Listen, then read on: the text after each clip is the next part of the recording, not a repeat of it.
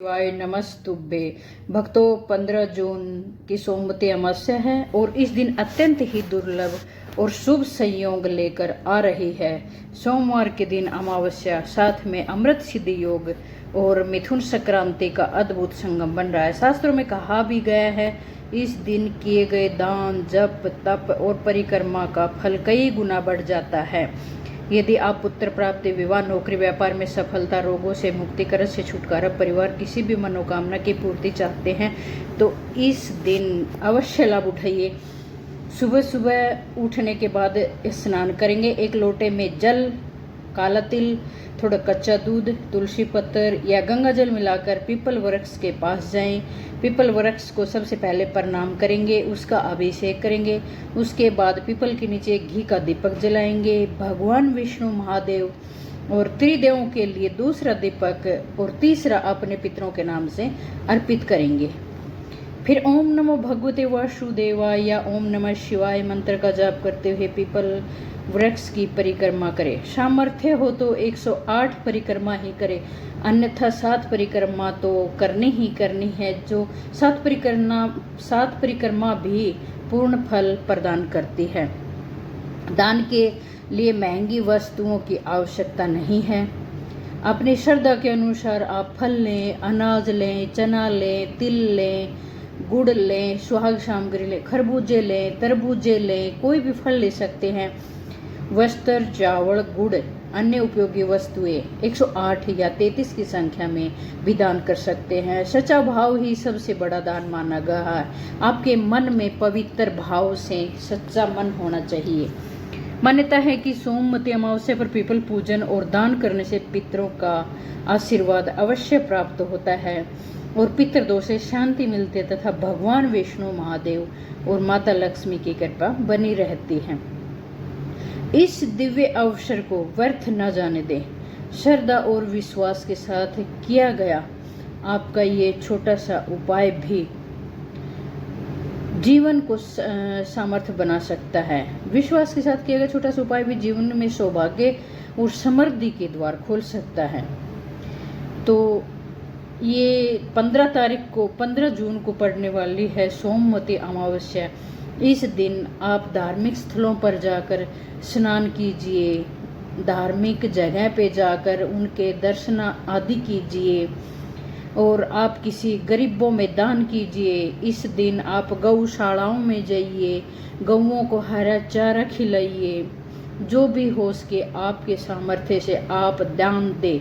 गरीबों को मीठा पानी पिलाइए, खाने के लिए भोजन दीजिए, वस्त्र इत्यादि दीजिए। ये सभी दान वगैरह आप सोमवती अमावस्या को कर सकते हैं और आप इस दिन आप अपने पितरों का पिंडदान भी कर सकते हैं। जो कोई पांडु पिंडारा जाता है, कोई गंगा जी जाता है, कोई उज्जैन में जाता है, आप किसी भी धार्मिक स्थान पे जा सकते हैं जो आपके नज़दीक पड़ता है। धार्मिक मान्यताएं विभिन्न परंपराओं में अलग अलग हो सकती है। श्रद्धा के साथ किए गए दान, सेवा और सद्कर्मों को ही शास्त्रों में सबसे सर्वोच्च माना गया है। शास्त्रों के अनुसार ही जो दान देते हैं वही आने वाले समय में और यहाँ से जाने के बाद भी एक दान ही ऐसी चीज है जो हमारे साथ ऊपर तक जाता है, अन्यथा हमारे साथ कुछ भी नहीं जाएगा। जो भी लिया है यहीं से लिया है और जो दिया है वो भी यहीं दिया है। इसलिए आप सच्चे मन से दान कीजिए। इस दिन हर किसी की भी इच्छा पूरी होगी। जो लोग पान धातु परंतु शारीरिक समय परिस्थिति अनुसार सब चीजें बदलती है, तो सबसे अच्छा रहेगा कि आप सोमवती अमावस्या के दिन जो चीजें होती हैं ना 108 संख्या में, उन्हें मिक्स कर लीजिए। जैसे आप 108 संख्या में केले ले सकते हैं, मौसमी कोई फल भी ले सकते हैं, ड्राई फ्रूट ले सकते हैं। 10-20 चीज़ें मिक्स कर लीजिए, 10-20 चीज़ें सुहाग सामग्री रख लीजिए, 10-20 चीज़ें रखकर खाने की रख लीजिए। इस तरह से अपने शारीरिक क्षमता के अनुसार आप अपनी आर्थिक क्षमता के अनुसार दान दीजिए। अगर 33 की संख्या में अपने पुरुषोत्तम महीने का दान नहीं किया तो इससे भी आप मिला सकते हैं। ऐसी कोई बात नहीं है कि किसी न किसी स्वरूप में आपको दान करना है। 33 की संख्या में पुरुषोत्तम महीने में चीज़ें दान नहीं किए तो इससे भी आप मिला सकते हैं, कोई दिक्कत नहीं है। अंतिम दिन में अंतिम स्वरूप में आप दान कर रहे हैं तो इससे भी कर सकते हैं। 33 मुट्ठी आप कोई भी अनाज दान कर सकते हैं, जैसे पान, धान। महत्वता तो ये है कि आपकी इच्छा सत्य सामग्री है। सुहाग सामग्री जैसे बिंदी, टेरी अपने आप दे सकते हैं। राधा नाम जाप करने से इससे आप इंक्लूड कर सकते हैं छोटी छोटी चीज़ें जो भगवान जी के निमित्त आप जो हमारे पास होती है ना, जैसे किसी भगवान को हम जो लाल चंदन होता है, पीला चंदन होता है, अपने आप रख सकते हैं। छोटी छोटी कोई भी जो सुहाग की चीज़ें होती है, डब्बी होती है, जैसे महत्व होता है कि लकड़ी की बनी हुई सिंदूरदानी होती है। आपके द्वारा दिया गया विषम जो भी दान है वो बहुत ही इस दिन प्रभावशाली होता है। इसलिए आप सोमवती अमावस्या पर दान अवश्य कीजिए और फेरी लगाइए और आप इसका महत्व जरूर समझेंगे। आपको इसका पुण्य 1000 गुना मिलेगा।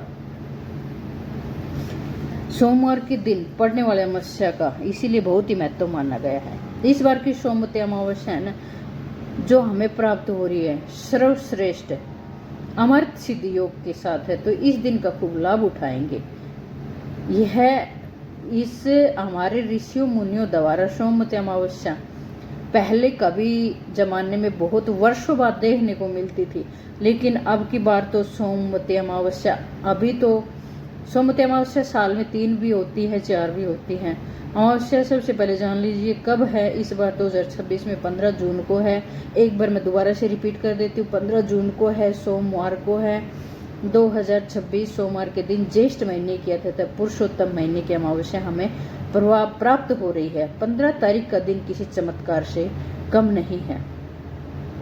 सूर्य भगवान राशि परिवर्तन करेंगे और साथ साथ ये सोमवती अमावस्या रोकना जाएगी। आप व्रत करते हैं तो भी उत्तम है, अगर नहीं कर पाते हैं तो भी उत्तम है। ये पुरुषोत्तम महीने का अंतिम दिन रहेगा। इस दिन मल मास का आखिरी दिन रहेगा। ऐसे में इस दिन का आपको खूब खूब लाभ उठाना है। सबसे पहले कई लोग हैं जो दान करने के लिए सर्वश्रेष्ठ दिन ढूंढते हैं, तो ये दान करने का महा दिन होगा।